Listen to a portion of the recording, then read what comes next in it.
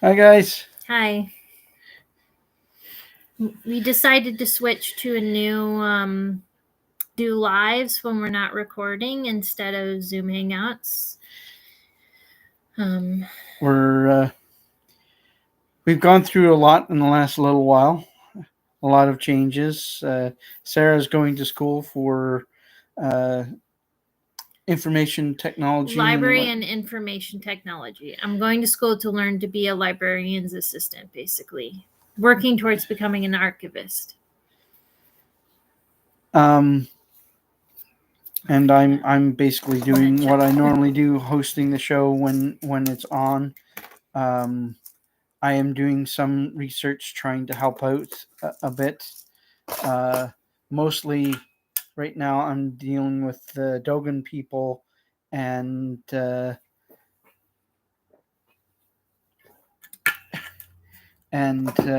symbolism, the symbolism of their religion. I'm reading into that in a book, and hopefully, I'll be able to get a hold of the author and possibly have him on with us to talk about that and his current research.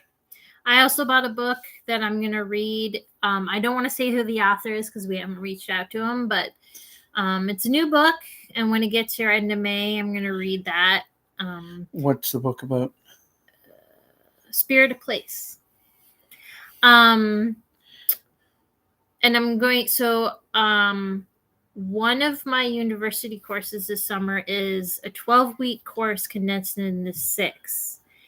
So from May 12th to June 6th, I'm not doing a lot for the business. So the social media side will go pretty quiet because I worked it out. I need to do 3 hours of schoolwork. No, I need to do 2 hours of schoolwork, 3 days, and then an hour of schoolwork the rest of the days. So that's 4 days just in that course. And I have 2 more courses. So I'm going to be stressed out for the next 6 weeks. So I'm going to read that book, take some notes. If you're in the Liminal Lodge, I'm also going through the Liminal Lodge, the Pennyroyal podcast, and taking notes. And I'll be going through a live stream. However, that is through a Patreon, so that those notes are only available to my fellow lodge members. Yes. So you have to be a lodge member. Sign up to Pennyroyal Patreon. Yep. Yeah, they're a good group of guys, and despite what they may say, they are technomancers. And there's something shiny coming out soon. Yes. That is beta testing only for lodge members. So if you want something super shiny that's going to change the way we research the weird, sign up now for Liminal Lodge. Yes. I can't say more than that because I don't know what they've said publicly. Something shiny, something that you're all going to be mad. When I go on investigations, you're going to be like, what is that? Sorry, I'm beta testing for. Should be interesting because we're in Canada, so we can share our data with them. So they should get data from Canada. Yeah. The thing is,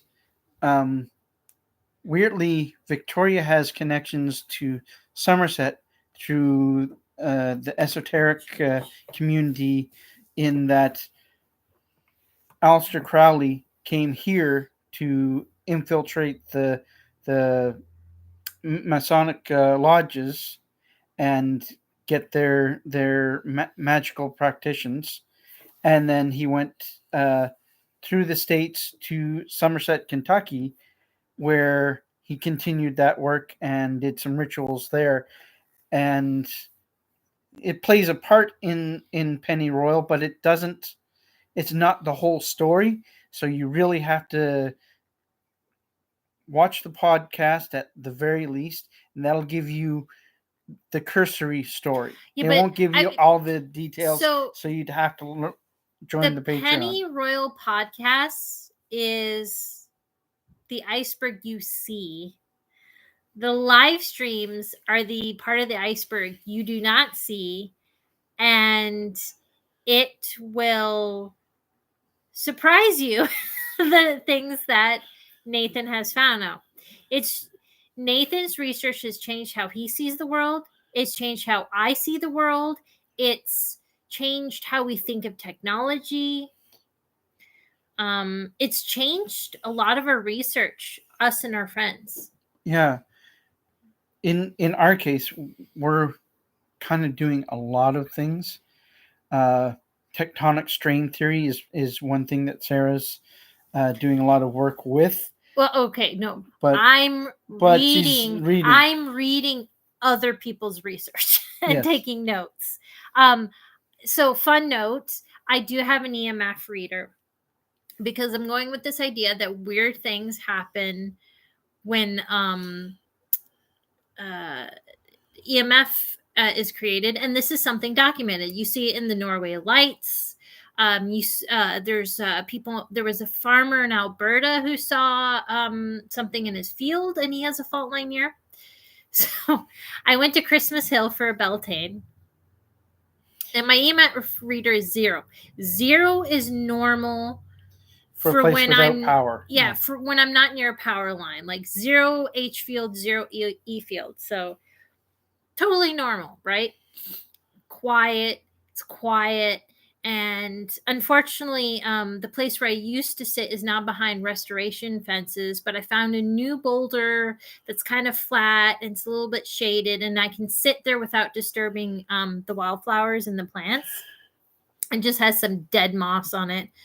So there was this pigeon that was like hovering around me like crazy, like not aggressive, like it was almost like he wanted to like sit on me like a fucking cat. So because of the bird flu, I had to very kindly like wave my hand and be like, you gotta back up. But he was determined. He was circling me. At one time he flapped away from me so close I felt him on my back. He was like hovering over my head. So like I don't know if there was a nest, but there was only one.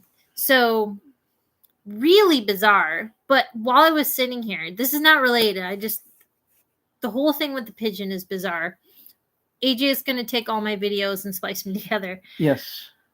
My EMF reader starts going nuts. Like the H field is going nuts. It's Insane. like harmful. I'm like, what the fuck? And it's H field, not E field. And I looked it up, and the H field is, the short of it is, the H field is when the magnetic sphere is experiencing change.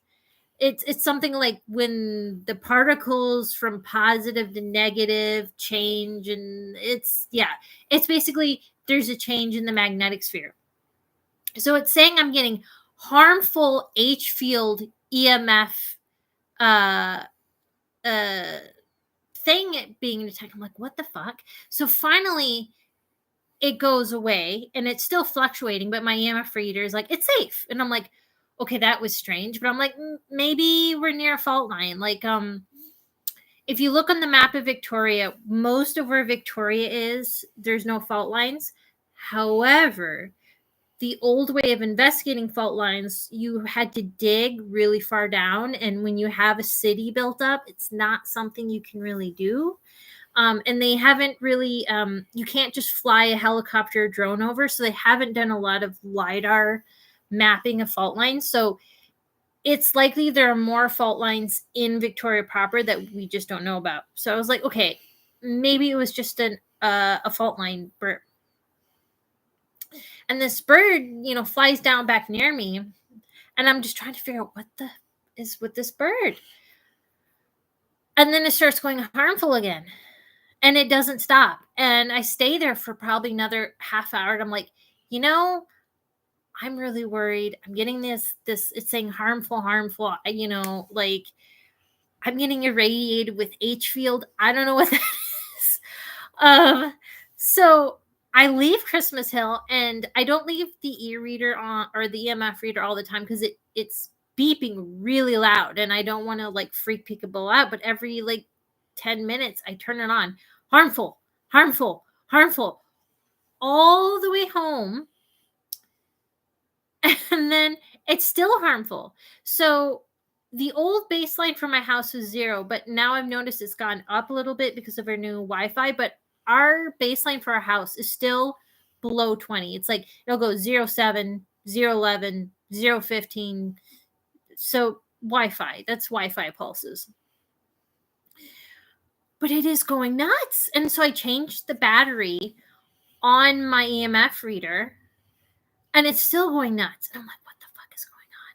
What the fuck is going on? Oh, I'm swearing we're on YouTube, so whatever. Sorry. So I was like, I need to eat some lunch. So I turn off my EMF reader and I eat some food and I look up. We're having a freaking solar storm.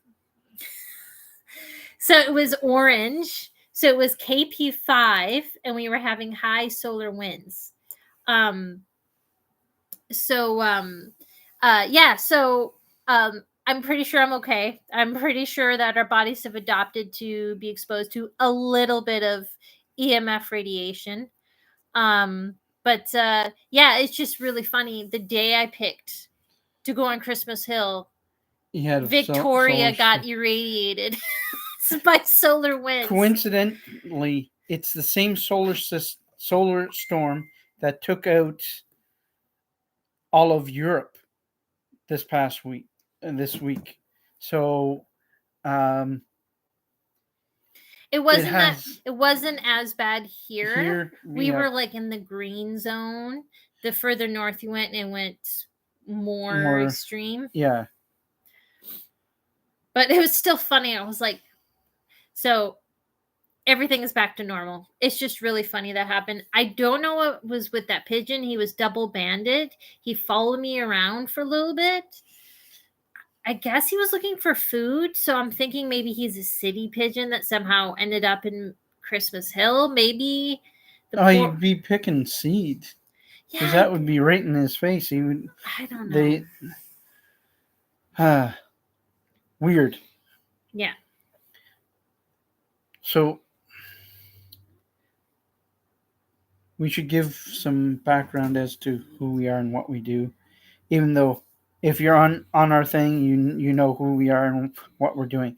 We are running an archive of cultures, history, science, and folklore. We're also doing a podcast about magic, particular to the Appalachian Range at the moment.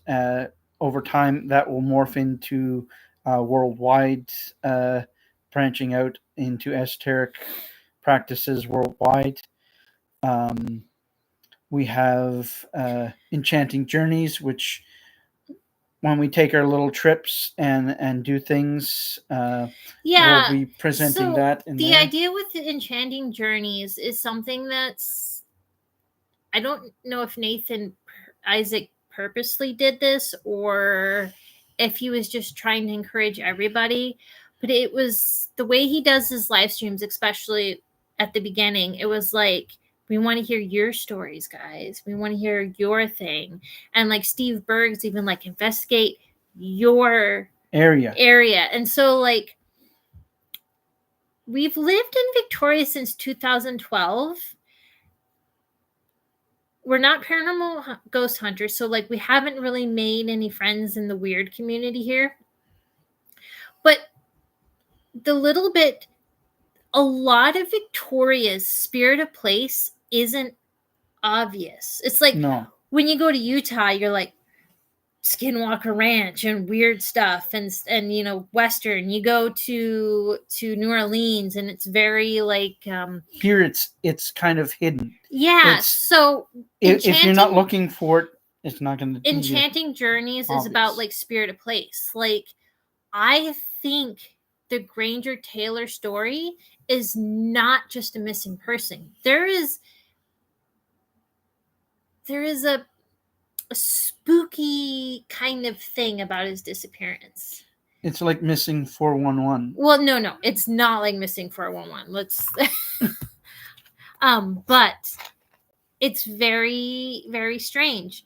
And like we have I wish Morgan was here because he has his name memorized. But we have one of the world famous Bigfoot hunters that was here.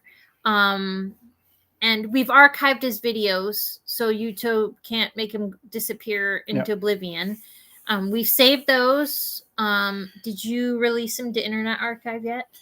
I haven't released them to Internet Archive. I have to contact his family and see if that's okay.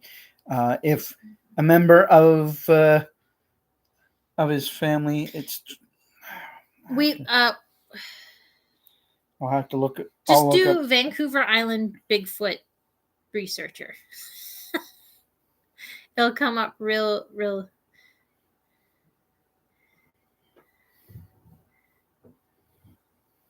He's Dr. something. And I apologize. I'm really bad with names. Let me see. Oh, God. Let me use my phone. John. Island Bigfoot searcher. Dr. John Binder Nagal. And we want to save his stuff because he was so Binder important Nagal, to the thing, and we just want to protect his stuff. So we have his videos archived. We'll hold on to them. But if you're from the family, we don't want to profit from them. That's the big thing. That's why we want to release them today. So that they don't disappear. Yeah, that's why we wanted to release it to the Internet Archive to help protect it. Yeah. But I have to get permission from the family. So if you know a member of the family of Dr. John Binder-Nagle, and I apologize if we've butchered his last name, I'm sorry. If you're a member of the family, please let us know if it's okay to share that with the Internet Archive so that those videos are protected in a form that's allowed to be viewed by the public. If you want copies of it yourself, I can send you all the copies of what I have. Hopefully you have it. Unfortunately, in our field of work with all of this weird stuff, is family members become resentful of their family member doing so much research, being away all the time, and they throw it away. Not all the time, but it just some family members think it's a silly hobby. So, yeah. Greg and Dana Newkirk I can't remember his name, but they got a cryptozoologist files that their family was like, well, I don't really know. And so they were able to grab it. So, and so he was really important because he was like the first one to be like, hey, I think Bigfoot swims between the islands and our deer do that. Our bears do that. And so it makes perfect sense.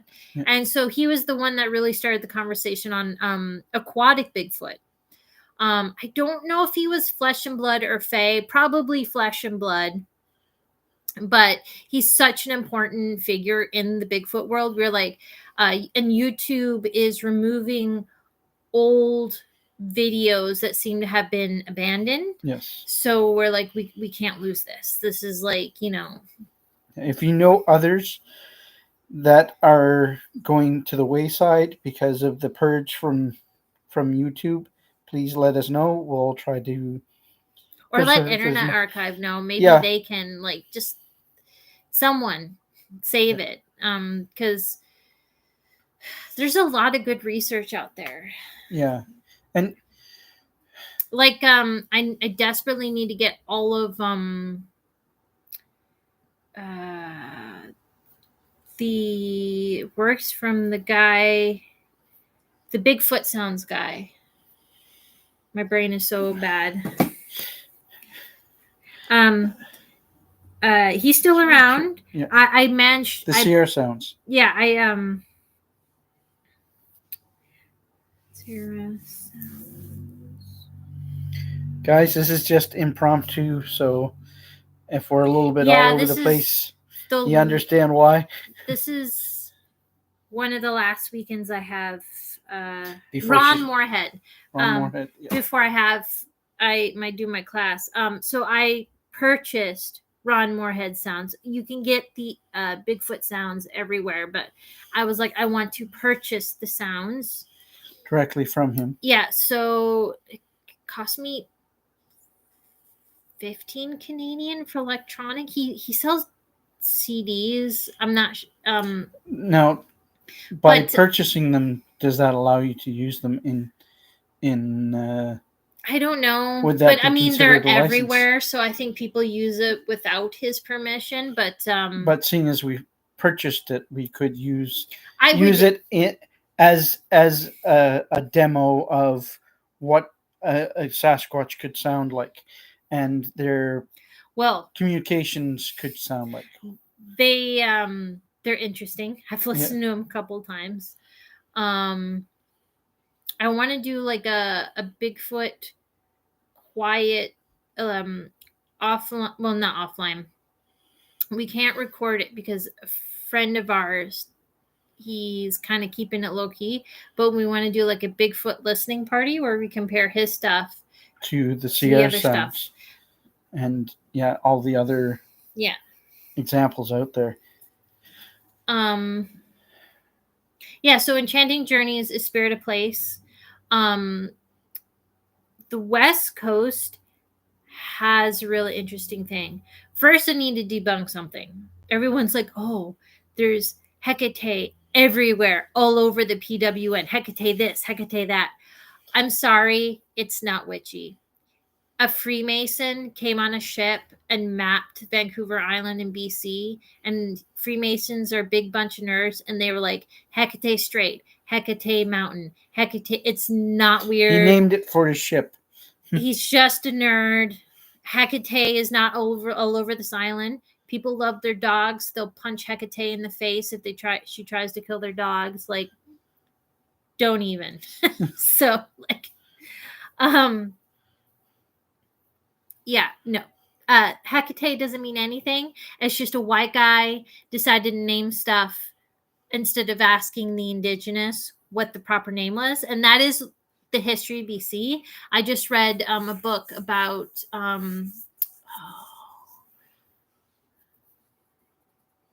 Murders on the Skeena, I believe it is. It's a local historian.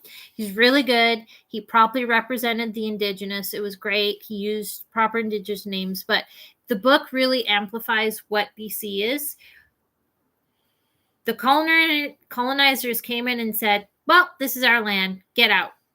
And I'm still learning the history, but I'm not sure when treaties were signed, but it certainly seems like they were not signed. They were forced treaties, not. Yeah, it seems like it was a very long time. Yeah. So the whole Hecate this, Hecate that, it's just an example of being like, look at this undeveloped land. It's ours now, and we're going to name it European names. So Hecate is not part of the spirit of the land. I'm sure we'll get hate from people who live on the island, but it is not part of the land. If you look at the land, it's very old. There's definitely Fey energy in some parts, but like when we went to Cathedral Grove and Nanu's Bay, it was not Fey. It was quiet. Something else, something maybe, I don't want to say older because how old is a Fey? Something primeval almost. Very ancient, very old. Where we live, it's very Fey energy, and it's just different here than there. When we went to Avatar Grove, that was not Fey energy. That was just wild. Yeah, a wild old energy. And we got to see the grandmother tree. It's Avatar Grove's been closed for a while. I don't know if it's going to open back up because it's now protected. They may work to restore the trail a bit and make it safer. Yeah. But now it's not safe because of the trees. Shortly after we went to Avatar Grove, it's on indigenous land, but for some reason it was marked to be clear cut. So people got upset. They successfully won the protection of Avatar Grove. And then it was closed for its protection, also because the pandemic. And now I haven't heard anything, so it's not open. Don't go out there.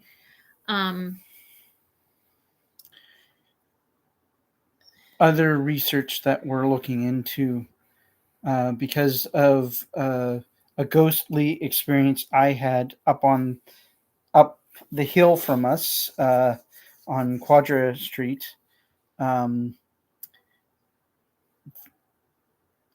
I started looking into weird occurrences, unexplained things, and found that Victoria has a series of Ripper murders that happened in 1899. And between then and now, there's been 288 murders that have gone unsolved. And just in BC in general, like we have the Highway of Tears and the RCMP just don't do anything. And there's so many missing and murdered Indigenous women. There's so many missing and murdered people. Yeah. And I don't believe in the 411 stuff. I think that is highly narrative and biased. It's one thing, it's like some of it is we have wild land here. We have a lot of people who are like, I'm going to go hiking here. And they don't realize that when you leave the city, it's wild country. Yes. You step off the trail and you don't have a tent, an emergency blanket, anything like that. You're gone. They will never find your bones because we have mass amounts of rain, mass amounts of moss, mass amounts of fungi, lots of animals. So that's part of it. It's just people are like, oh, BC is so beautiful and I want to go hiking. And yes, please come hiking. There we have some great trails that like Cathedral Get Grove. a guide. Cathedral Grove is for everyone. Like AJ and I went, but it was so touristy and the tourists were so disrespectful. But it's very beautiful. These very ancient trees that are very old. Just put on your people mask. Yep. I had to say something to a woman because she was letting this woman was letting her kid climb all over the trees and be disrespectful and splash around the salmon stream. And I finally had to say, hey, that's a salmon stream. Please stop. You're disturbing natural environment. And she was really upset, but it was just people just be respectful. Yeah. Don't, unless you're a local and you know exactly when the salmon are in the river, don't throw rocks in the river. Don't step into the river. Don't put a log in the river. Every time you do that, you're actually could be disturbing salmon eggs. Yeah. And fry. Yeah. It was summer, so I was just more upset that she was letting her kid just be a orangutan and just climb all over the trees and stuff. So I will say Cathedral Grove is very beautiful, but it can be very frustrating. King's Forest. So there's one in Saanich. Yeah. That one's really tame. Charlie's Trail, which is out by Hatley Castle. So you could do the tour of the Japanese gardens at Hatley Castle, and then I got it. Francis King Regional Park. It's very tame, very well marked. It's local Saanich people, so they're far more respectful. People do leave their dogs off the leash. I'm not going to get into the argument of leash or not leashed. I'll just warn you, but every dog we encountered was happy and lovable. So we recommend that park. Mystic Vale Mystic Vale, that's is a another. beautiful little It's place. it's in. It is steep though. Yeah, it's near UFE. That one's really beautiful. Swan Lake is really good. Is a tame one. However, if you come in winter, it could be flooded out. Well, it just wear your muck boots. Yep. Because it's wetland. And I don't want to crash in Cathedral Grove. Like, we were there in the summer and it was the heart of tourist season, and we don't have enough park rangers to keep an eye on everyone. So I'm really glad her kid was outside enjoying the outdoors, but also you're in a forest preserve. I think that's the biggest thing is people are used to parks, and Cathedral Grove is an actual nature preserve. It's an old growth nature preserve. So picking mushrooms, disturbing logs, climbing trees, crashing around the salmon streams, these all actual harm our environment. Yep. So just put on your thinking cap when you go to these areas, especially from Alaska down to California, probably into Mexico, but I'm not familiar enough with Mexico. We're all having all of our natural forests are under extreme stress. So it's like when you go to when you go to Utah or Arizona and they say don't step off the path because it takes 10 years for that plant to grow. It's the same exact thing on the West Coast. Yes. You look at our forests and you think, oh, these are beautiful, these are jungle. These took hundreds of years to grow. Hundreds of thousands. And our environment is under extreme stress.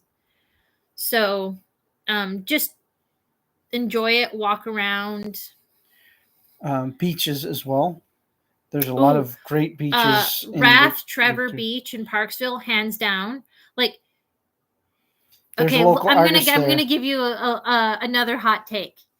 Tofino and Euclid are overpriced. Go to Euclid if you want to watch storms during the storms, but it's overpriced. Go to Parksville. There's a lot more affordable places to go, and the beach is just as beautiful, and you're right near Coombs Country Market. Yes, and Goats on the Roof. That's what that is, yeah. It's just hot take. Everyone loves Tofino and Euclid, and it's very beautiful, but it's very overpriced now. Now, Rath Trevor Beach, there's a local artist that makes glass globes. Usually there's some sort of artwork inside of it. And he places them on the beach somewhere for someone to find as a gift. So I think is it a she? It might be. It's a he or she. I'm not sure. They. It's a they. They. It's like Now, Victoria has a lot of deep history that it's going to take a lot to get into it because the Indigenous history here is tainted by it's not tainted. It's by racism hidden. It's hidden. And so we have to read books and look up specific people. So I have the book Victoria in Color. I'm really excited to read that. That's about the non-white history of Victoria. Like I'm going to debunk a myth. So I found this book and I can't remember. I was looking up something. So when they were building the Empress in downtown Victoria, they had like little neighborhoods for people to live in, like makeshift shacks and stuff. And we had one that had like Hawaiians, Fiji Islanders, Samoans. Yep. There's this legend that they found a body and it had a shrunken head. It's totally fake. Never happened. There's never been any paperwork. It's someone thought it'd be a fun story. Totally fake. No body with a shrunken head was ever found. But in finding that legend, I found out that's actually true. So I have Victoria in Color. I'm going to read that for our book club, and then we'll do a Zoom thing and post it on YouTube. And that's the thing with the book club. So how I decide book club is you cannot just study ghosts. You cannot just study Bigfoot. It's like, great, you're a Or Bigfoot. UFOs. It's like, great, you're a UFO researcher. Do you know about the indigenous people? Like, even like the Fae, okay? Granger, when I was watching Out There, Paranormal Crimes of the Paranormal, and it's a great, Granger Taylor's great because it interviews his family, so it really brings the story home. He said the aliens look like stick people. That is, and I'm still researching local area, but in other indigenous legends from other places, what we think of Fae, the indigenous would call little stick people. Yep. And so, but how would I know that if I didn't study indigenous folklore? So with book club, we did a book about archaeological sound. Then we did Dharma Road, which we'll do the Zoom in the future, and it's about Zen, which is very important because if you do not ground yourself when you're studying this stuff, you can get lost in it and go nuts. Yeah. There's a particular researcher who I won't name on a live. He's an older man, and he's always like one of the best researchers of Arizona. But when I read the book that he co-wrote, and then I listened to him on a podcast, I was like, dear Lord. Now, that man may be sick, so that may be it. But it was like the things he was saying was nuts. He was saying he believes the military in Arizona, why you see them all the time, it's because they're trying to destroy portals. So why do we read a Zen book?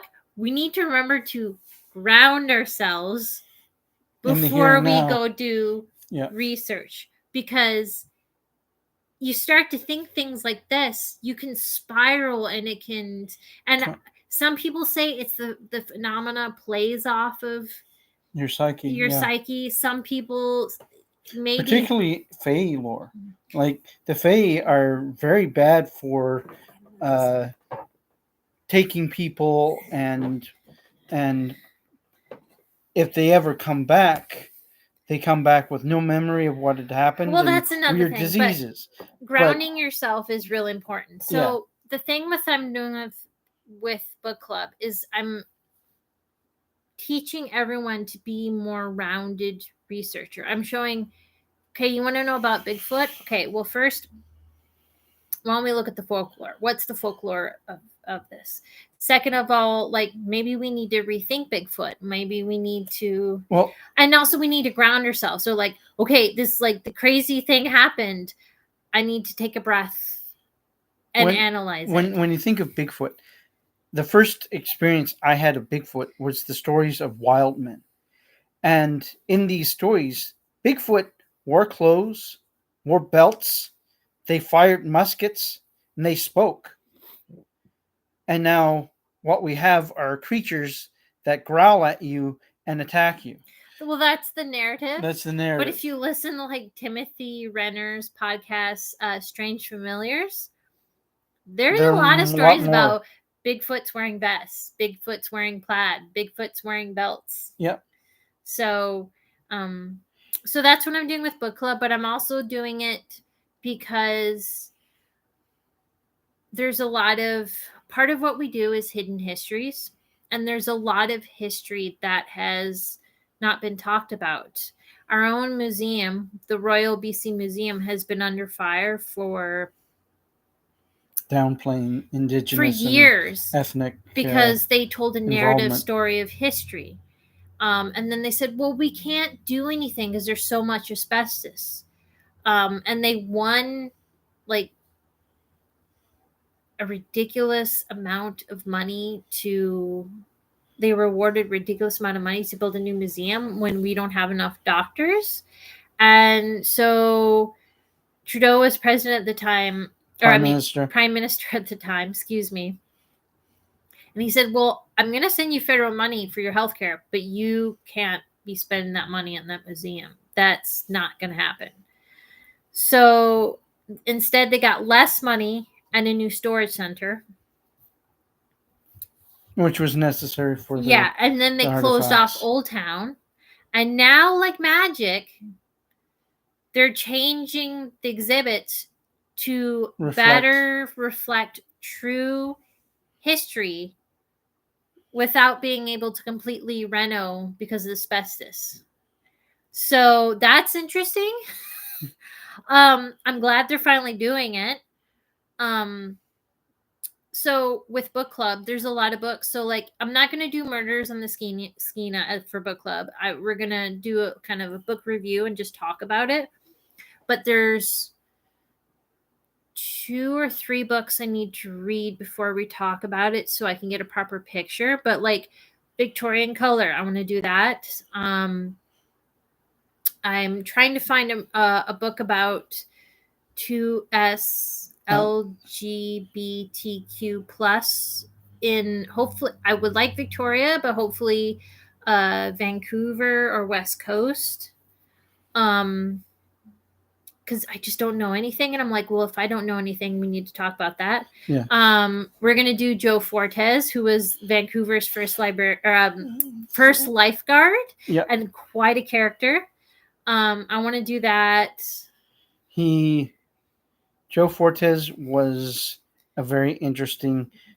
He was someone I wish we could meet. We could have met. And if CBC hears this, you need to do a mini series on his life. Yes. You need to do a mini series. Like this man, he was from, was it Barbados? Barbados, yeah. Mixed race of a sugar plantation owner and a black woman who was, were they still slaves back then? Possibly. Yeah, I'm not sure if she was a slave or not. And then did he go to school? Anyways, he ends up working on a ship, and he goes to Liverpool and he finds his love of swimming. And becomes. And then he goes on a ship again and ends up here. Yeah. And he loves a specific beach in Vancouver Island. And he becomes the lifeguard. And Vancouver. Yeah. And on his beach, it didn't matter what class or color you were. It was everyone's beach. And so a lot of the like wealthy, well-to-do white people who probably fought against civil rights were having their kids learn swimming from this black man. So he broke racial barriers, and he created a safe environment. Like there's a story in there about some guys who were charging for changing stations or something, and he was like, no, this is not happening, and he went and he broke that out. Yeah, dealt with that. When he passed away, the whole city mourned. So they took him in his rowboat covered in flowers. Yeah. So I want to do a book club on him. There is a museum. What's Lily? What's Lily's last name? Lily Chow. Lily Chow's books are really hard to find, so I'll do a book review of that, and we'll talk about it. Bolin Books has some of her books. I just need to say, I don't know who is publishing these local historian BC books, but shame on you guys for not doing print on demand. There's these great local BC history books I can't get because like they print 500 and then they never print them again. And it's like, oh great, it's at the Royal BC Museum shop. No, it's been out of stock. No, it doesn't exist anymore. Like I had to buy a book by, I think her name's Jelaine Douglas, and it's about she lived in the Coquihalla region before there was a highway. I had to spend $70 Canadian to buy it from Boston.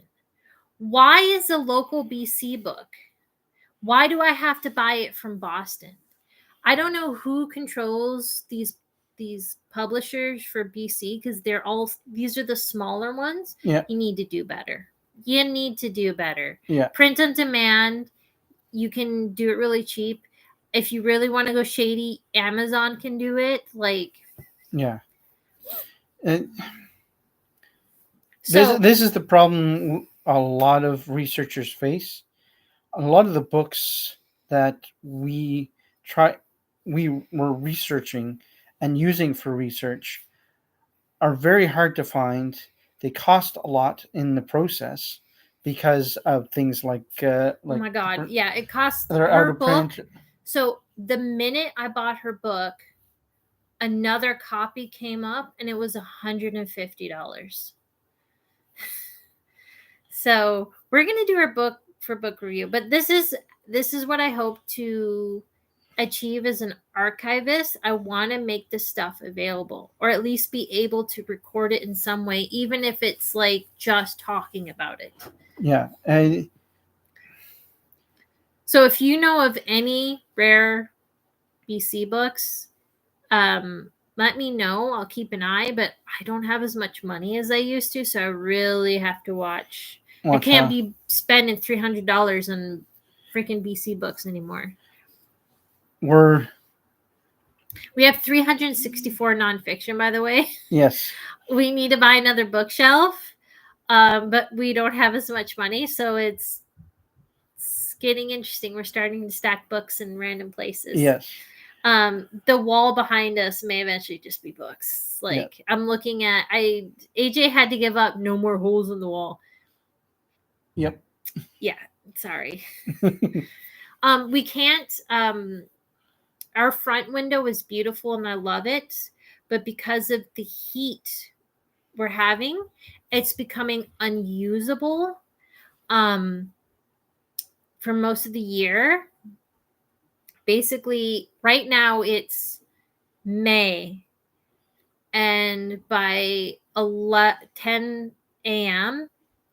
it heats the house. I still open, like, it's cool enough that I open the blinds and I enjoy it, but by June, it's not. You can't even let the light in. You have to leave the blinds down. So we might put some bookshelves there.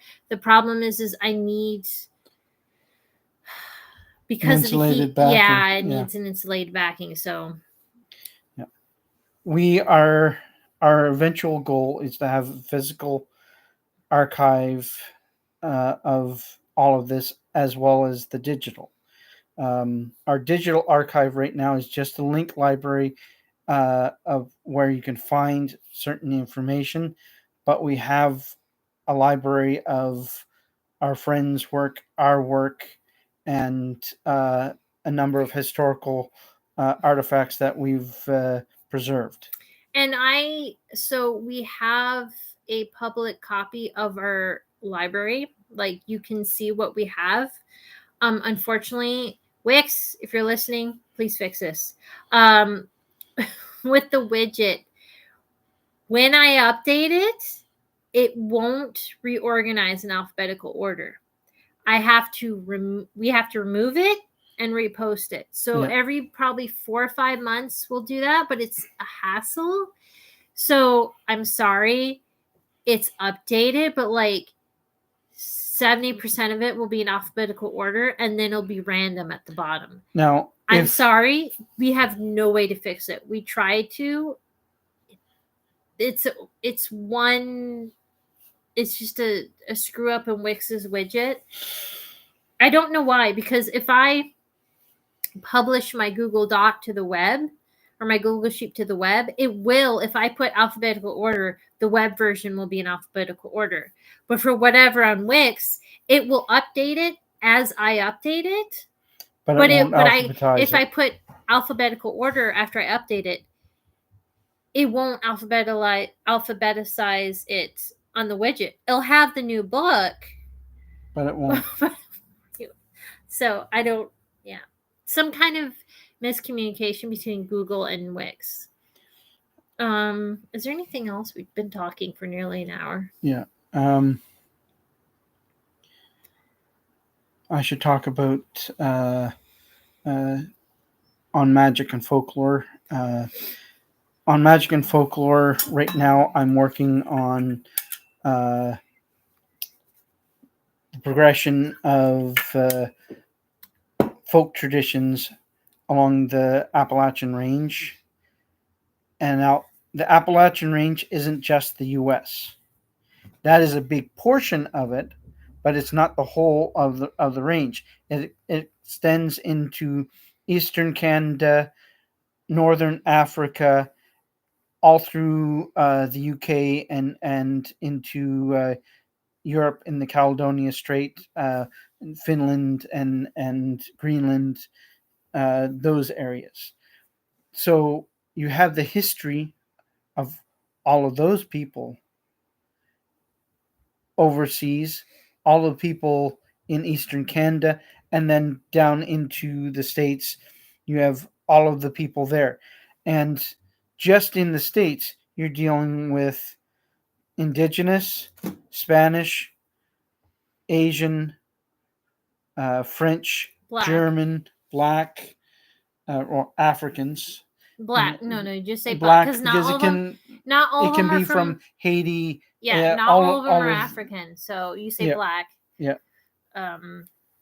Black and brown. Even down into Mexico, and there's a whole book on Chicano folklore on the internet. I forgot to read. I thought me and Adam Tala could have a fun live stream. We still have our stuff for a giveaway, but you have to get me. Adam's busy. I'm busy. We're doing it together. I thought, let's do Arizona folklore. The problem is all of the spooky stories and half the folklore that everyone talks about is fake. The shadow on the mountain on the highway that everyone follows, that's fake.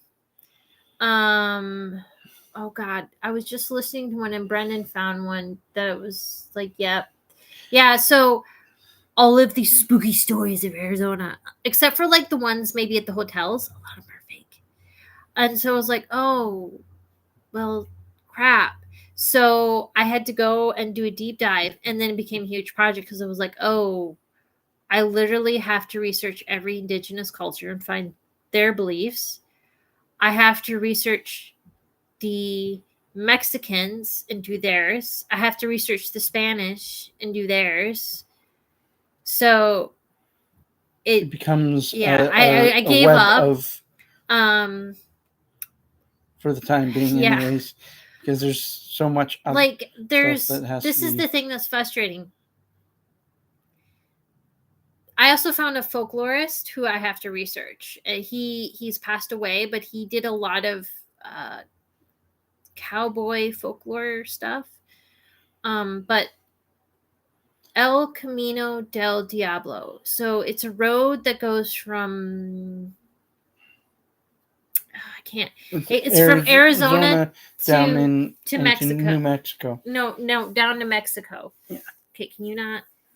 You scoot it away from the camera. There Sorry. you go.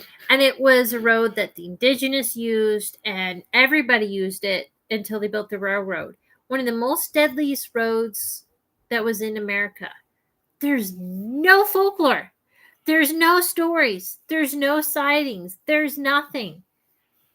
Even though it was the most deadliest thing, and they're saying there's these graves all along the road, there's nothing. There's one story about some poor miner. There's this one area that has like these flat pools, and it's kind of like a waterfall, like because they get a little bit of rain. And the poor guy had died of thirst less than a foot away from the pool. That one was recorded by a surveyor.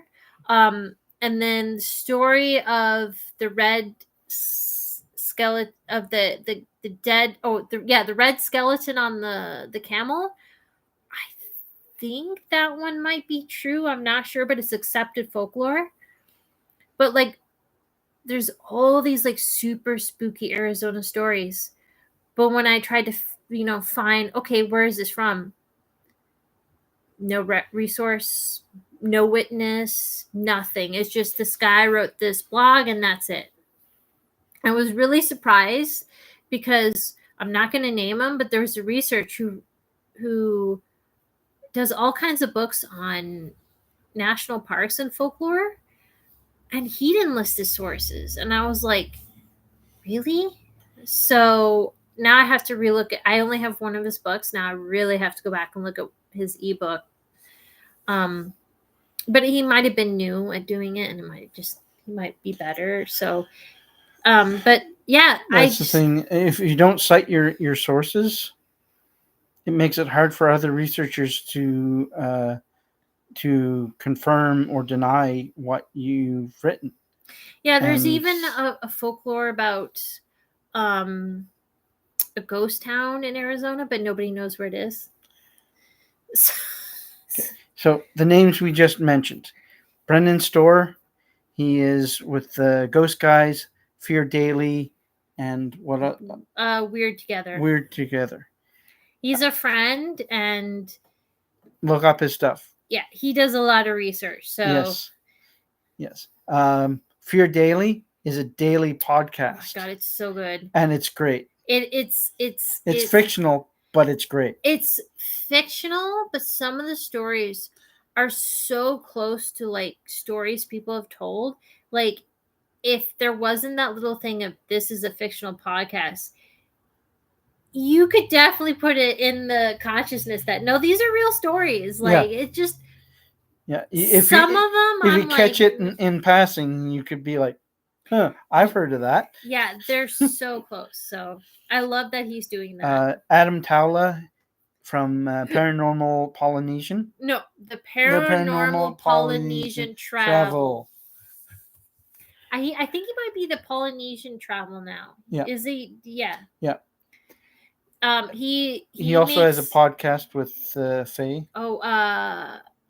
Weird or What? Right? No, it's not Weird or What.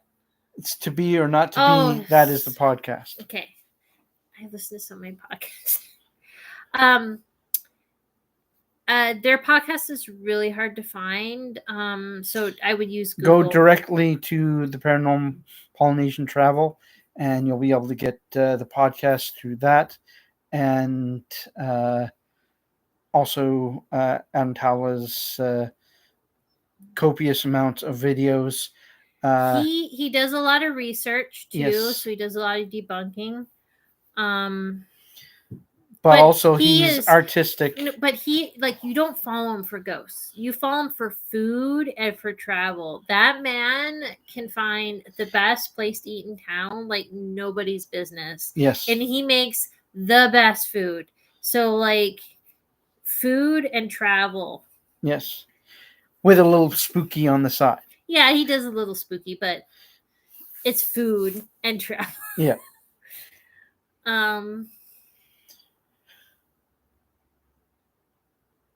Nathan Isaac. Nathan Paul Isaac, Pennyroyal. Pennyroyal.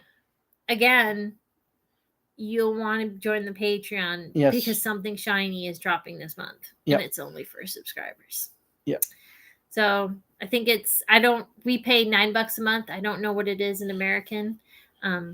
So if you're in the States, it's less than $9. Yeah.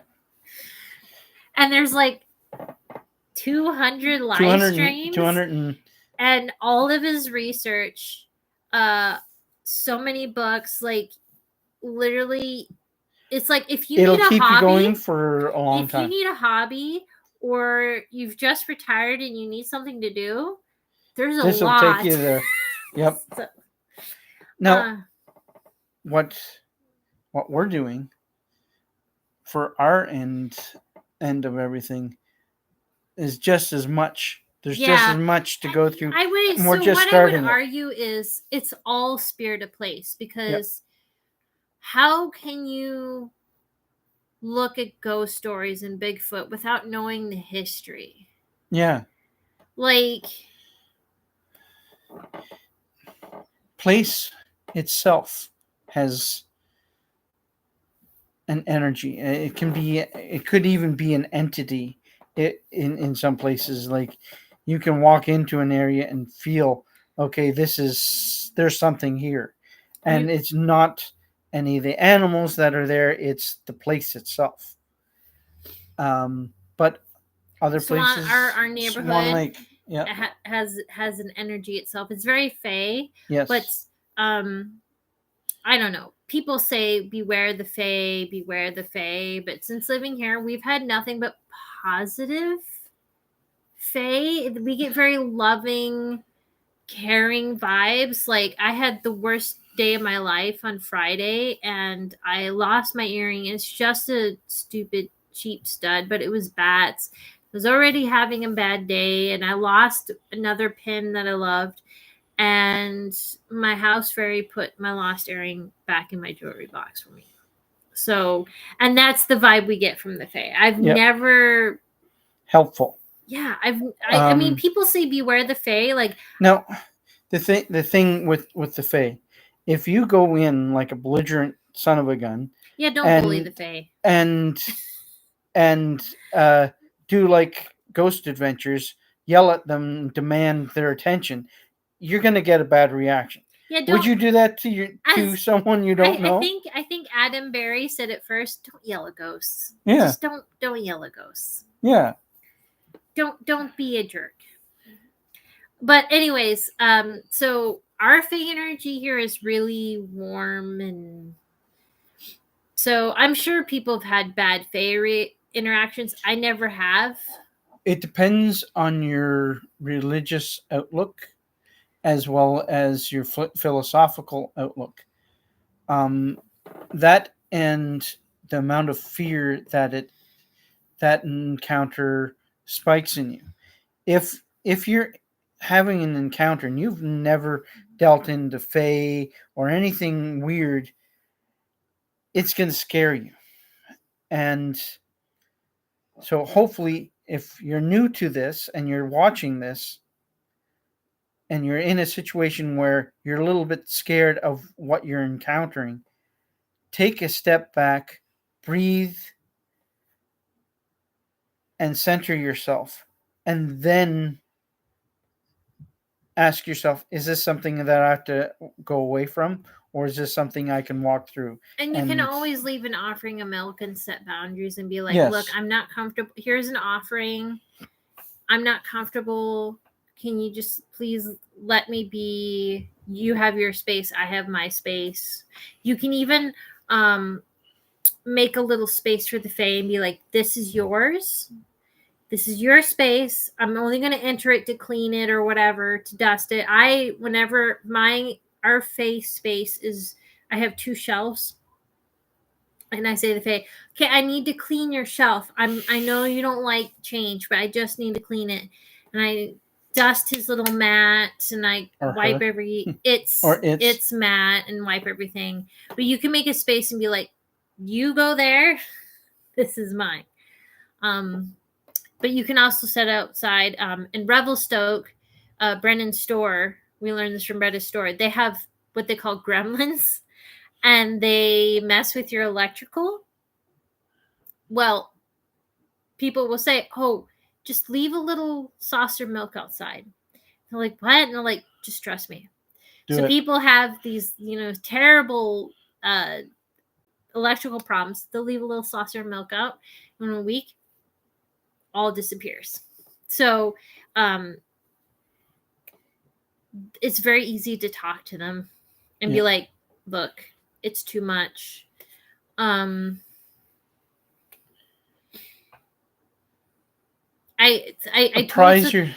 told someone I used to work with that was having problems with something in her house, and she explained it.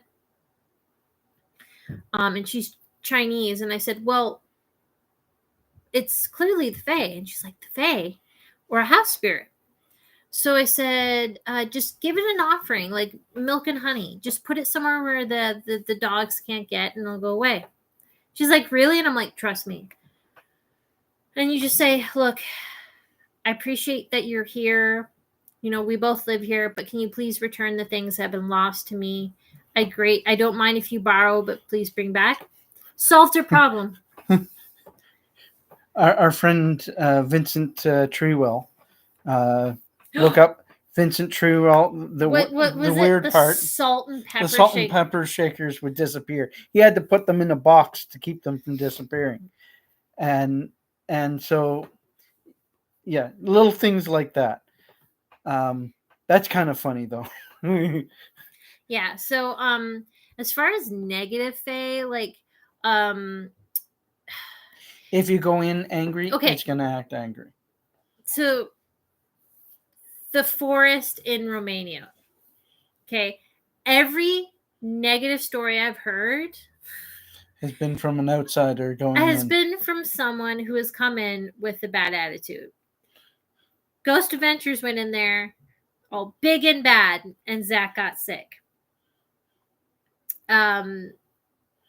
Jessica Chobot on Expedition X went in there and they're like, it's ghosts, it's ghosts, it's ghosts. Even though the entire world Says it's fake. says it's fae, they went in with its ghosts, it's a graveyard, it's this. She acts totally aggressive, very disrespectful, and then they see a wall of heat or cold. And she walks through it. She walks through it. I think she may even hears a voice, like Yeah. it's leading her, and she gets sick the next day, really sick. And it was like, I think even she took the bait to be, she had the chainsaw. Yeah. She took a chainsaw. She was trying to get a reaction. So she took the chainsaw, turned it on, put it near a tree. And that's when all this stuff had happened. Okay. Do not go into someone's home and disrespect them. Like, every negative story I've heard about Romania, other than the little girl disappearing for like a decade, that negative or positive, take it as you will, but like this, I watched this other ghost hunter, I don't remember her name. Her and her friend went and they were like, we ghost hunt all the time and we're veterans and we do all these things. She stole something from the forest and took it home with her back to the US. And now she's haunted. I thought you said you were a veteran ghost hunter. What's the number one thing you don't do? You don't take stuff from a freaking haunted place. Yeah. So every story I've ever heard about that Romanian forest where something bad has happened, people have just been like, yeah, I'm here. Come on. Come get me. And what happens? They come get. So I suspect that most bad fae stories are disrespect. Yeah. The only one I've ever seen where they were being very respectful, they didn't do anything, was Joshua Gates on Destination Truth. Yes.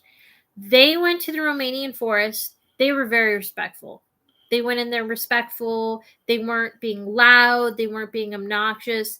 One of his guys got dragged like 10 feet back or something. Yeah. That is the only thing I've ever seen where someone has been like, and Joshua Gates himself is very respectful, very good researcher. I'm sorry, I'm probably going to get hate, but the Expedition X was very insulting because the folklore is fae, the history is fae, everyone says it's fae. They went in looking for ghosts. It was so disrespectful. And when they went to Tennessee, when looking for the wild man, they were disrespectful again. And you need to go in with respect and research. Yeah. Before you go into a place, research it. Yeah. So if you're psychic and you don't want to muddy the waters before you go in, do your initial thing, then go out, record everything that you experience when you go out, do the research. Yeah. And then corroborate the information that you received. And then sit on it for a while. Because sometimes, yeah. So like a month down the road, anyways, something comes up. We're getting off topic. Yeah. We're ranting a bit. bit. But yeah, so fae energy, it's very positive here. Yes. I'm sorry, it just makes me really mad because people are like, well, the Fae is if you evil, just or if this you, place is haunted, and then they don't do research. Like, it's the whole thing. It's a demon thing. oh yeah, it's like Skinwalker Ranch. Our friend Adam lives in the area. What he knows and what he experiences is not what other people are Reporting. Yeah, Some people call it demons. it's not demons. It's not demons. Demons don't want anything to do with humans. They are like, If you want to research about demonology and that, look up Michelle Belanger and her encyclopedia of demons. yeah, 100% the best place to get. That is the best place to get your information. She is a theologian and a practitioner who is deeply psychic. If you look She's up, great. Shadow Dance podcast. yes, they They talk about so many things that are helpful. They have one just on divine masculinity.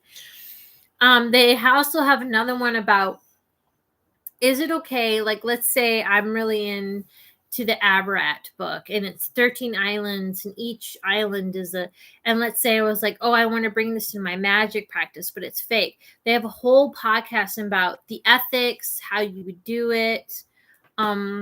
They just, I'm really behind. So, cause I listen to so many podcasts. So I'm still listening till I think it's 2018. Like, but the one I just listened to was about science versus magic.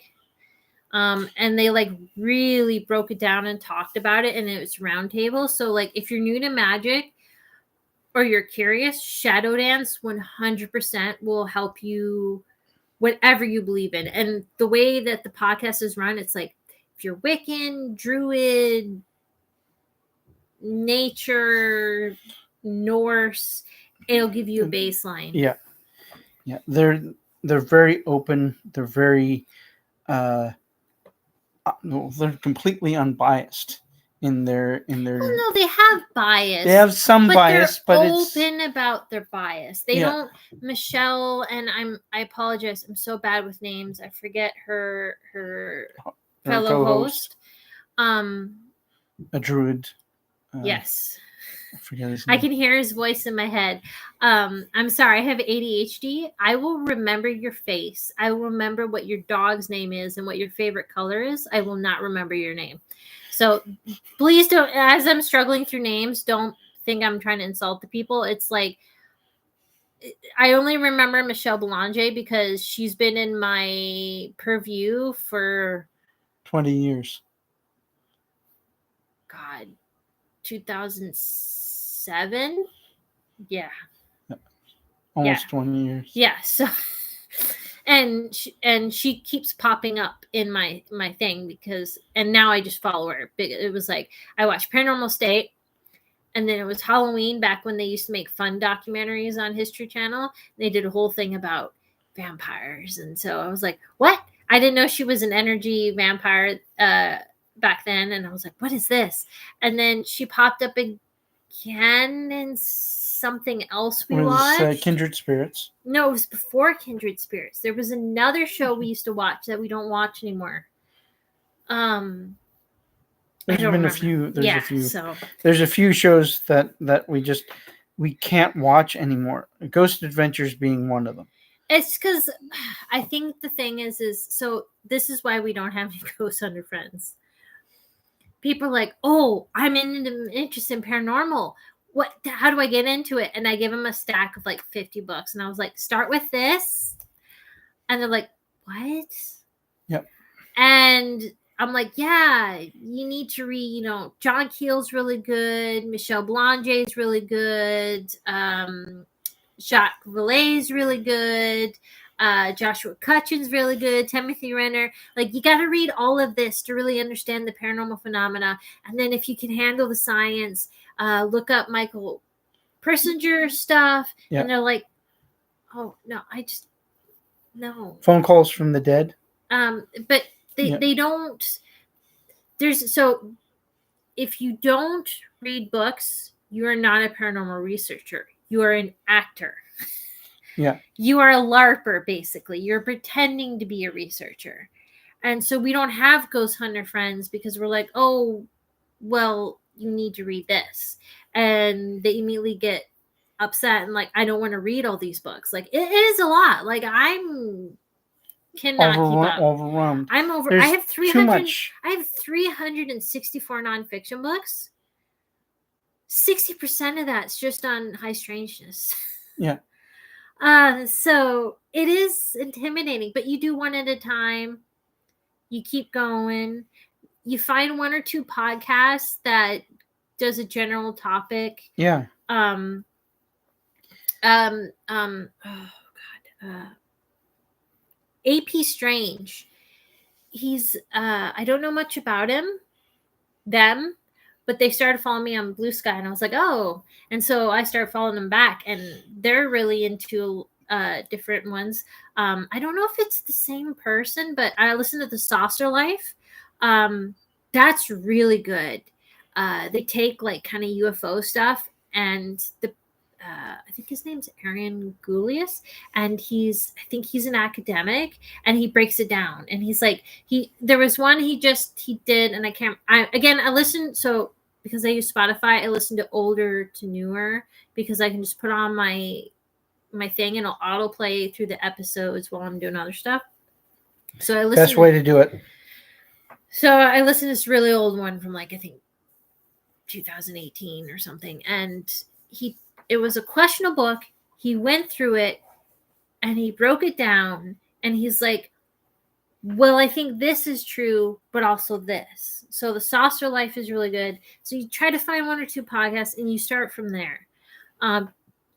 If you're looking into esoteric, look up Esoterica by Justin Sledge. Oh yeah, that's really good. He is a phenomenal professor of all things esoteric. Yeah, and he breaks down Kabbalah, like actual Kabbalah, and gives you a really good foundation in it. Yes.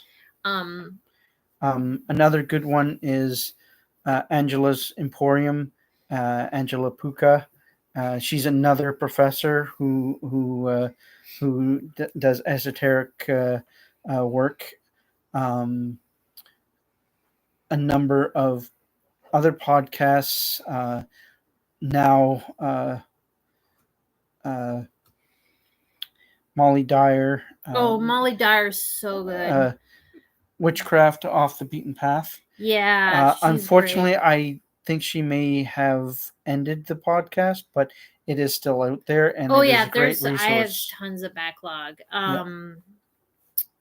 What's the one with the two lovely ladies? Magic and Alchemy. Yeah.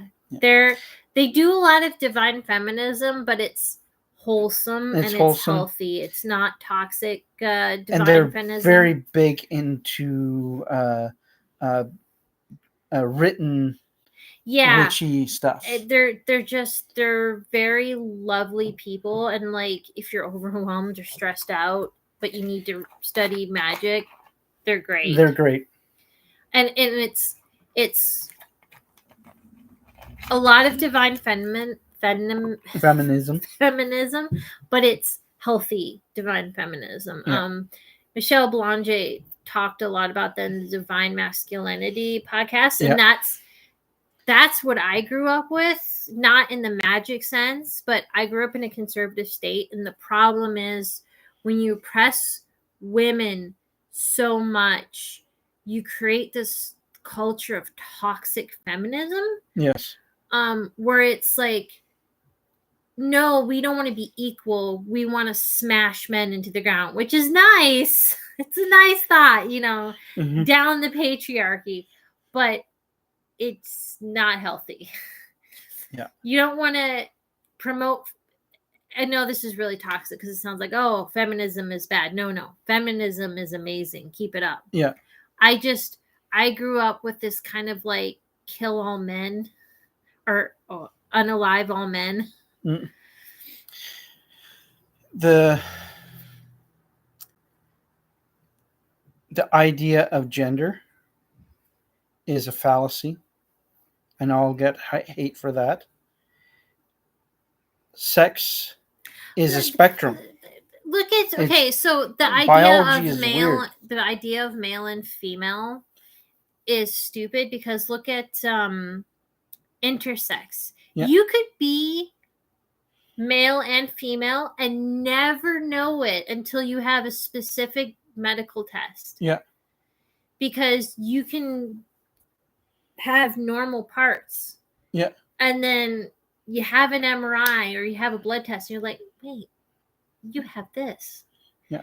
And so the way cells combine in the body, if you study biology at all, basic grade 11 biology taught me a lot of this. How the cells combine to create a being is immeasurable. There's billions of combinations that can happen based on ancestry, your parents, even environmental factors can change how your sexual organs develop. And I would say since we've discovered nuclear power, I think every place on Earth has been exposed to dangerous levels of radiation At some point. Yeah. So I that don't think creates genetic because they differences. found it in Antarctica and they found it in North Pole. So I think we've all been exposed to dangerous radiation. So our genetics are mutating, but it naturally happens too. Yeah, it's happened before that. Like this whole thing about there's only two genders. According to who? Because if you go back in time, there was never just two genders. Like I'm doing a lot of Sumerian reading and there's definitely two genders in that, but I don't know if that's just because of those people or we don't have the tablets. Like so the indigenous had many the indigenous in North America had many genders. No. Speaking to that, the Dogon research that I'm doing speaks to the Sumerian side of things as well. In the Sumer one, Namu is a goddess, but she gives birth to An and Ki, who are the male female. No, An isn't An male? An is male. Well, Ki is female. Oh, you're not saying Enki. No, Enki. Okay. Yeah. I was like Enki is An and Ki's son, as well as Enlil. Okay. So when you're looking at these entities, the basic makeup of these religions are there's an entity that is genderless, sexless. They're both male and female. Sorry, my hands. I talk with my hands. There's an entity that is androgynous. That could be male or female or both intertwined or none of that. And then male and female come and create duality, and then you have the creation of humanity. These are basic elements of the religion, but it's not the whole story because these are just symbols of the physical realm. So in Justin Sledge's thing, he teaches the history of the Kabbalah, but it also teaches the history of Judaism. Yes. So God used to have a wife. Now he doesn't. But all Jewish people are essentially married to God. Yes. So, I mean, is God trans? Yep. And in other things, gods change genders all the time. Yeah. And triple gods in particular. I wish I remember what culture was, but there was a culture where if you were hermaphrodite or trans, you were a special class of citizen, and you were like indigenous cultures. No, used no, to no, do no. that. This wasn't indigenous. This was like European, or I don't think it was Egyptian. I think it was a European culture. Mm. And Well, and they were further back you treated go, the more that's they were going to be treated like apparent. wealthy citizens. Like they were of that class.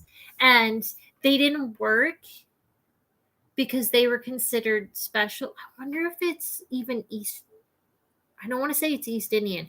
I don't remember what culture this is. I'm sorry, but I read so much stuff that this is why I have to take detailed notes now every time I research, because there's so much cross. But they were like, they weren't allowed to work. They were well looked after. I think it's an East Indian culture. Maybe?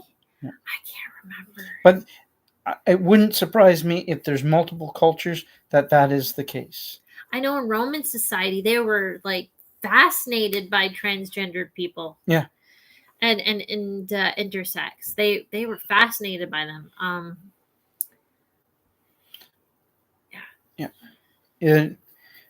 We've kept you guys about an hour and a half now. We're gonna let you go shortly. We're gonna do a little Beltane ritual. Yes, I know it's late, but this is so you guys can have something interesting.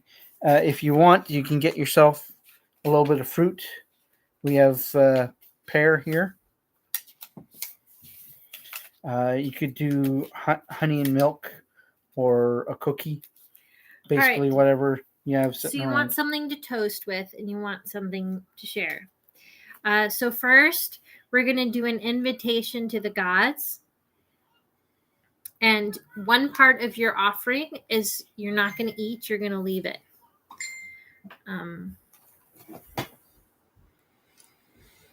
That was Adam saying he's at work.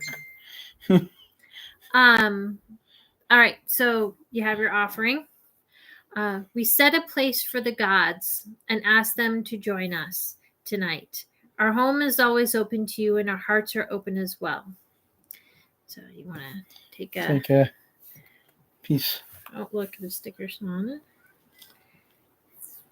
So we ask that the gods share a meal with us and break bread with us.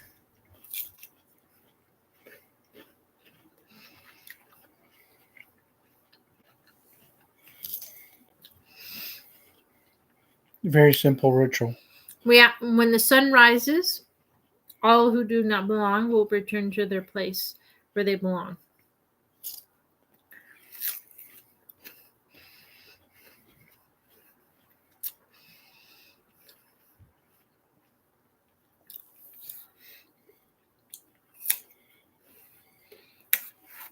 And then, mouthful.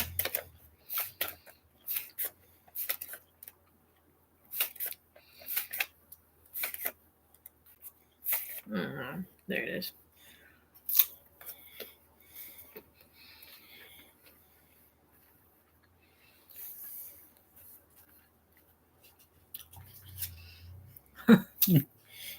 Take the time to eat.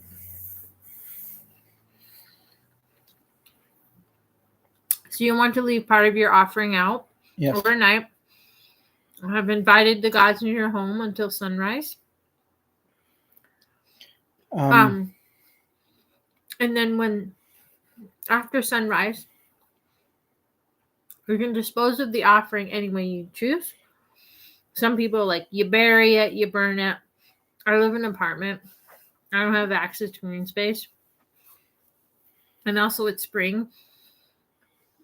It's actually very irresponsible to put out food for wild animals in the spring. They need to go forage. So I just put in my compost. My city picks it up and it goes into the city gardens. But the idea is they have come and taken the essence of the offering. So you're not being a jerk by throwing it in the compost. No. Just dispose of it properly if you can. Don't throw it in the trash if you have access to compost. If it's winter and you're reading this, definitely give it to the animals.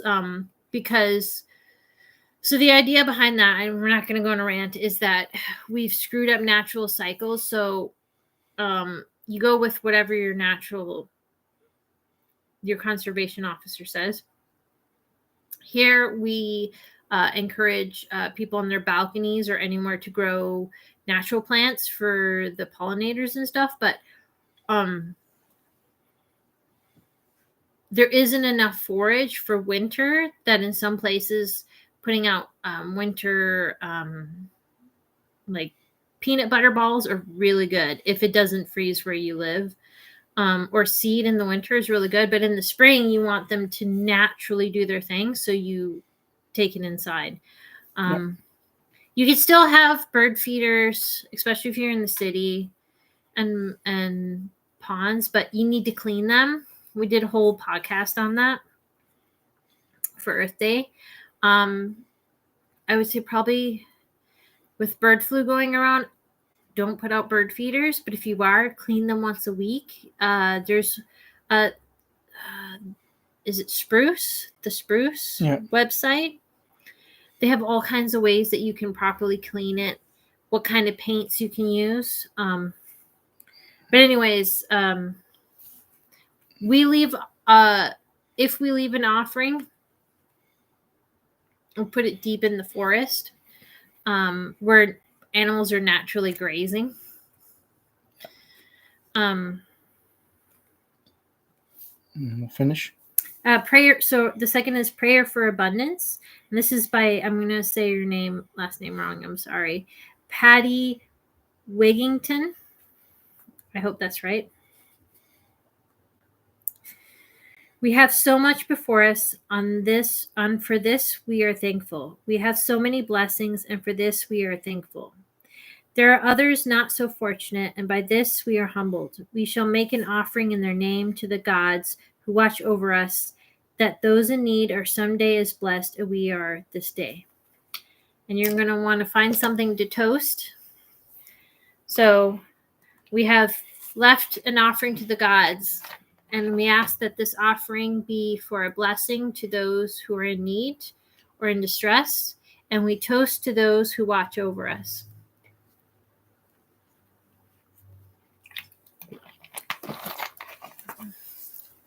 It's now 7:00 here. I have to get up at the crack of dawn to go to work for my 2 days a week. Yeah. Join our Discord. Yes. Follow us on Instagram for information. Yes. You can suggest books for book club. If you go on Discord, it's posted there. Discord is open to everyone. You can hide in the Discord and just follow. We post our research updates. Yeah. I post any books I find that are really good, any podcast episodes to things. You can connect with other people who do stuff. Yes. We are a safe space for everyone. We just ask that you work with respect of each other. Yeah. So the whole idea is this is a safe space for everyone, no matter who, what, where you are, what you believe in, what you don't believe in. We want this to be a community where you feel comfortable asking questions and finding help. But we also want to promote critical thinking. Yes. In the Newkirk's vein, it's discernment. Yeah, Greg and Dana Newkirk. We're patrons of them, and we love them, and they're good community. And discernment. They say discernment. Yes, use your discernment. Yes, and curiosity over fear. Yes. Very important. Yes. We do now have a Patreon. It's Parasortium. If you look that up. We're still working out the kinks, though. Yes. I would hold off for a little bit. For a little bit before you join that. You can donate to us through our website. Probably next weekend we'll sit down and we'll figure out the Patreon. The problem is we want everyone to have access to everything. Yes. But we don't have a lot of money. Everything we do is out us. of pocket. And I've spent like $3,000 in the last 3 years on books, just trying to protect them. Yes. And our website's like $400 every 2 years. Every year. Every year. Yep. So you will always have access to book club. You will always have access to book review, because that is important, because there's so much noise. That'll help. But all of our podcasts are going to be on YouTube for free. Yeah. So it's going to be very specifics. I think maybe my research notes, maybe Patreon only coming up.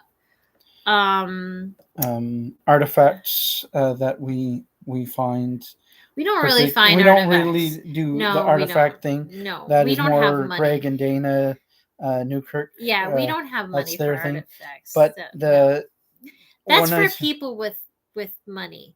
We're mostly we're preserving books, media, that sort of thing. We're also, I'm gonna start breaking AJ's arm if he doesn't use the 3D printer I spent $3,000 on. So we might do a thing where Patreon members get a 3D print of something. Yes. I think we might do something like a homage to like UFO lore. Yeah. Or I should say Hive Strangeness lore. Yeah. Maybe even like tokens to get people curious. Something. We're trying to figure it out. We'll work on that. And definitely Patreon will be able to get involved in research. Right now we have 2 tiers. First tier is $4.99 a month, and that gives you Canadian, yes. And it gives you access to basically everything, but also I'm working it out that you get early access to episodes before they come out. It's hard doing a full-time job and this. Yeah, I am the researcher for the podcast. So podcast episodes will not be coming out as often because I don't want the quality to go down. Yep. So can't do as much research as I did before. So instead of being seasons, as they come. Yeah, as they come. So it'll be all year. We have a bunch in the back. The works. Yeah. It's just next weekend's the last weekend I'm free. And we don't know how I'm going to handle this condensed course. So we're preparing for the worst, where I'm going to be overworked, overtired, crying every day for 6 weeks. I just have to remember it's 6 weeks. Yeah. It's not forever. It's 6 weeks. I think we might, we're poor, so we might do a live stream for our anniversary. We can do it at Christmas Hill because it's quiet there. Yeah. But they took away all our hidey spots. So we have to do it in a way where I think I have a spot that we can pick where people will come and go, but they'll be on the other side of the camera, and we can, kind of just please go away. Yeah. Yeah. If you want to donate, there is a donation button on the website that's active. And all the money goes directly back into the business. Yeah. We don't. Yeah. We're making zero. We're making zero from it. All of the money that in donations is going to support the physical archive and other podcasts that are part of our group. We have access to all of the people we mentioned through our website, www.parasortium.com. With other creators to follow, yeah, that are really great. Heather of Come Hither with Heather. They go to all these abandoned spots in Australia. That's great. And they do paranormal investigation with their partner. Yeah, it's great. Their videos are great. Ethan Siegel does physics that you can understand. Yes. He's amazing. Starts with a bang. Yeah, it starts with the bang. He can take something like so complicated and make it so simple. So highly recommend if you're into physics. He's amazing. And he does children's books that explain Oh yeah. physics in What's the terms that pizza? children. What's the pizza book I have? Oh, What is look it? up Ethan Siegel. He has a little kid's physics book about a girl who loves a pizza, and it teaches science. So you gotta see that. Yes. I love that book. I'm never giving it away. So, if you don't take anything but this discernment, be curious, and do your research. Yeah, and not just paranormal research. If that's the big thing, if you're trying to learn, you're like, I'm new in town, I'm interested in ghosts, learn the history, learn the folklore. You know, study, some like do Zen to stay grounded. Yep. There's the rabbit hole goes deep and it hits many things. Like if you look at Joshua Cutchin's books, he does paranormal smells. And his book, is it Thieves in the Night? Am I remembering that right? He connects UFO alien abductions to Fae. So the biggest thing is if you want to research, don't just study UFO books. Study it all. Yeah. Be broad. The broader base you have, the better it is. All right, guys. We'll leave it there. We're going to turn into pumpkins now. Bye. Bye.